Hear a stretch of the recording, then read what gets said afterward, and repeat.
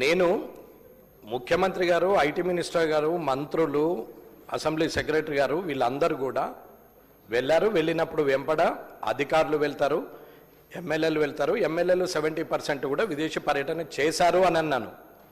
కావాలంటే రికార్డ్ చూసుకోండి. నిన్నటితో నేను కూడా జాగ్రత్తగానే మాట్లాడాలని డిసైడ్ అయినా. అర్థమవుతుందన్న? నేను అన్నది అది. కానీ మీ ఖర్చా, ప్రభుత్వ ఖర్చా అని చెప్పలేదు. కావాలంటే రికార్డ్ చూసుకోండి.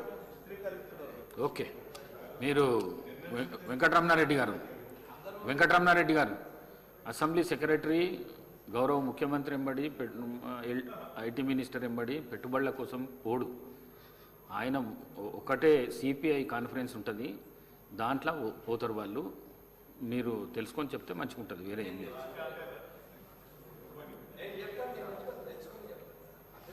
తెలుసుకొని చెప్పండి గౌరవ మంత్రి గారు.